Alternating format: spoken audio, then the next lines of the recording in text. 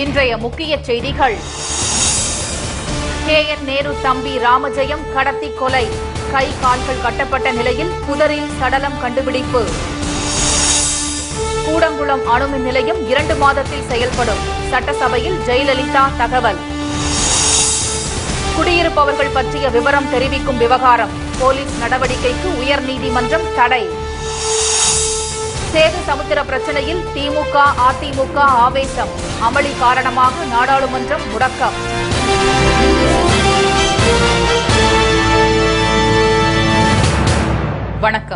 வணக்கம். திருச்சியில் முன்னாள் அமைச்சர் திரு KN நேருவின் தம்பி ராமஜெயம் மர்ம நபர்களால் வெட்டிக் கொல்லப்பட்டார். தில்லை நகரில் வசித்து வந்த அவர் இன்று அதிகாலை வழக்கத்துக்கு மாறாக நண்பர்கள் யாரும் இல்லாமல் நடைபயிற்சிக்கு சென்றதாக கூறப்படுகிறது.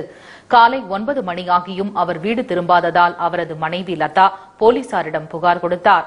போலீசாருடன் நண்பர்களும் உறவினர்களும் தேடி வந்த நிலையில் கல்லணை அருகே காவிரி ஆற்றங்கரையோரம் உள்ள திருவளர் சோலை என்ற கிராமத்தில் அவரது உடல் கண்டுபிடிக்கப்பட்டது. அடர்ந்த புதர் ஒன்றின் அருகே பார்சல்களுக்கு பயன்படுத்தப்படும் செலபோன் டேப்புகளால் கை கால்கள் கட்டப்பட்ட நிலையில் தலையில் வெட்டு காயங்களுடன் கிடந்த ராமஜெயத்தின் உடலை அவரது மகன் அடையாளம் காட்டினார். 10 மணிக்கும் தகவல் சொல்லுவாங்க மிஸ்ஸிங் இல்லை. நம்ம போலீஸ் கான்ஸ்டபிள் எல்லாம் எழுதியாடு போட்டோம். ஒரு கான்ஸ்டபிள் சொன்னாரு. ஃபேமிலி மெம்பர்ஸ்ல யார் ஐடென்டிஃபை பண்ணது? அதுவும் நிறைய பேர் ஐடென்டிஃபை பண்ணிக்காங்க. இங்கே கொஞ்சம் ஹெட்ல இது சைடில் கொஞ்சம் இருக்கும். இப்போ சரியாக பார்த்தா இதை உள்ள எத்தனை இன்ஜரி இருக்கும் அந்த போஸ்ட்மார்ட்டம் பார்த்து சொல்ல முடியும்.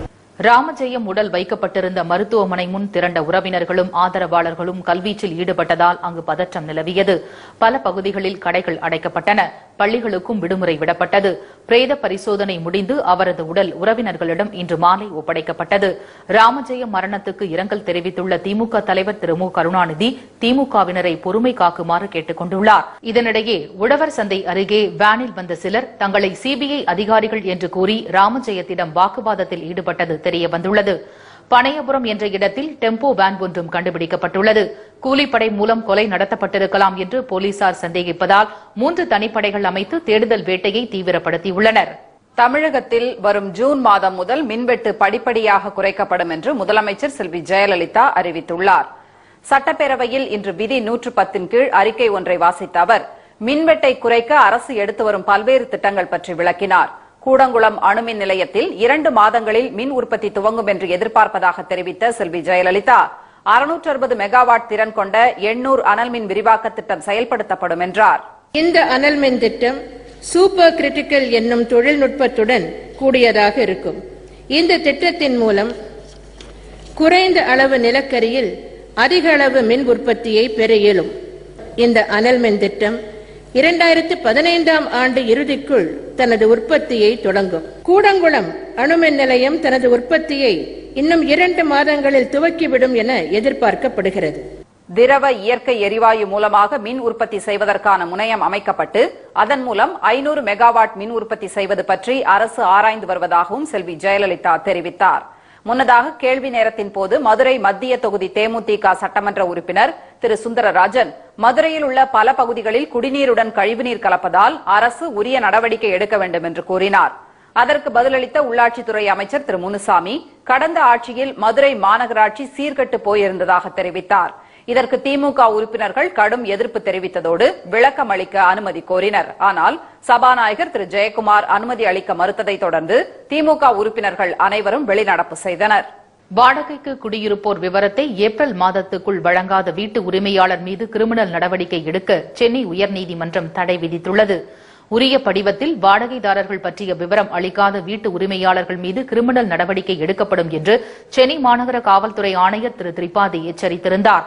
இதை எதிர்த்து திரு ஸ்ரீதர், வழக்கறிஞர் திரு சத்யச்சந்திரன் ஆகியோர் உயர்நீதிமன்றத்தில் தாக்கல் செய்த பொதுநல மனு தலைமை நீதிபதி திரு MY இக்பால், நீதிபதி திரு சிவஞானம் ஆகியோர் முன்னிலையில் இன்று விசாரணைக்கு வந்தது.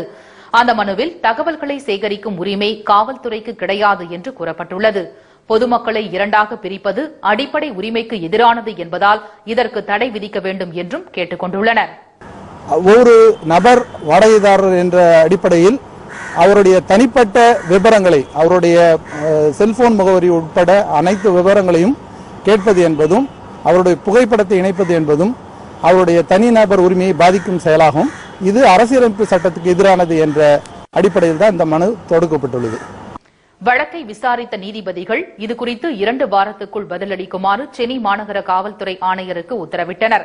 வாடகைக்கு குடியிருப்போர் பற்றிய தகவலை சேகரிக்க தடை விதிக்க மறுத்த நீதிபதிகள் தகவல் அளிக்காத வீட்டு உரிமையாளர் மீது கிரிமினல் நடவடிக்கை எடுக்க இடைக்கால தடை விதித்து உத்தரவிட்டனர். சேது கால்வாய் விவகாரம் தொடர்பாக விவாதம் நடத்த வேண்டும் என்று திமுக, அதிமுக உறுப்பினர்கள் வலியுறுத்தியதால் ஏற்பட்ட அமளி காரணமாக நாடாளுமன்ற இரு அவைகளும் ஒத்திவைக்கப்பட்டன. தமிழகத்தின் தென் மாவட்டங்களை வளமாக்க உதவும் சேது சமுத்திரம் திட்டத்தை விரைந்து செயல்படுத்த நடவடிக்கை எடுக்க வேண்டும் என்று மக்களவையில் திரு டி.ஆர். பாலு தலைமையில் திமுக உறுப்பினர்கள் வலியுறுத்தினர். ஆனால் ராமர் பாலத்தை தேசிய புராதன சின்னமாக அறிவிக்க வேண்டும் என்று அதிமுக உறுப்பினர்கள் கோரினர். தெலுங்கானா மாநிலம் அமைக்க தீர்மானம் கொண்டுவர வேண்டும் என அப்பகுதி எம்பிக்களும் குரல் எழுப்பியதால் அமளி ஏற்பட்டது. I have to report 3 messages from Rajya Sabha regarding the appropriation vote on account bill 2012, the appropriation bill 2012, the appropriation number 2 bill 2012. Madam, I beg to present a copy. கூச்சல் குழப்பம் நீடித்ததால் மக்களவை நாள் முழுவதும் ஒத்திவைக்கப்பட்டது. இதேபோல் சேது சமுத்திர திட்டம் உள்ளிட்ட பிரச்சினைகளால் அமளி ஏற்பட்டு மாநிலங்களவையும் நாளைக்கு ஒத்திவைக்கப்பட்டது. இந்த சூழ்நிலையில் ஐக்கிய முற்போக்கு கூட்டணி தலைவர் திருமதி சோனியா காந்தியை திமுக எம்பிக்கள் இன்று சந்தித்து சேது கால்வாய் திட்டத்தை விரைந்து செயல்படுத்த வலியுறுத்தும் மனு ஒன்றை அளித்தனர்.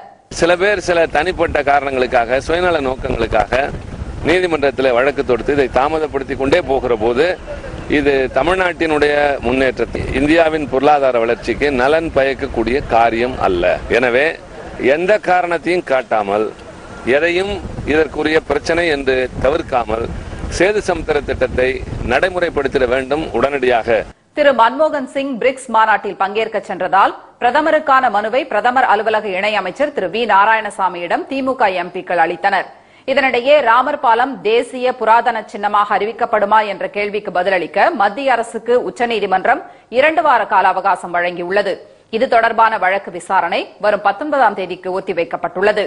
பிரதமருக்கு ராணுவ தளபதி அனுப்பிய கடிதத்தை வெளியிட்ட தேச விரோதிகள் மீது கடும் நடவடிக்கை எடுக்கப்படுவது உறுதி என்று பாதுகாப்புத்துறை அமைச்சர் திரு ஏ.கே. அந்தோணி கூறியுள்ளார். டெல்லியில் இன்று செய்தியாளர்களிடம் பேசிய அவர், ஆயுத கொள்முதலில் எந்தவொரு முறைகேட்டையும் அரசு சகித்துக் கொண்டிருக்காது என்றார். முப்படை தளபதிகளும் அரசின் முழு நம்பிக்கையை பெற்றுள்ளதாக கூறிய திரு அந்தோணி, கடிதம் வெளியானது குறித்து விசாரணை நடைபெற்று வருவதாக தெரிவித்தார். All our 3 service chiefs are still enjoying the confidence of the government. They are working. We will make every possible attempt to find out the real culprit who has done this anti-national activity, and they will be given the maximum punishment under the Indian Penal Code. 14 கோடி ரூபாய் லஞ்ச விவகாரத்தில் சர்ச்சைகள் நீடிக்கும் நிலையில் திரு தேவகவுடா பிரதமராக இருந்தபோது இடைத்தரகர்கள் சிலர் 350 கோடி ரூபாய் லஞ்சம் கொடுக்க முன் வந்ததாக அவரது மகன் திரு H.D. குமாரசாமி கூறியுள்ளார். பெங்களூரில் செய்தியாளர்களை சந்தித்த அவர், ராணுவ தளவாடங்கள் வாங்க ஒப்புதல் கோரி அவர்கள் தங்களை அணுகியதாக தெரிவித்தார். குற்றச்சாட்டுக்கான ஆதாரங்கள் எதையும் அவர் வெளியிடவில்லை. ஆனால் திரு குமாரசாமி வெளியிட்டுள்ள தகவல் குறித்து தமக்கு எதுவும் தெரியாது என்று திரு தேவகவுடா கூறியுள்ளார். இடைத்தரகர்கள் யாரும் தம்மை அணுகவில்லை என்று குறிப்பிட்ட அவர், திரு குமாரசாமியை வேண்டுமானால் யாராவது சந்தித்திருக்கலாம் என்றும் விளக்கம் அளித்துள்ளார்.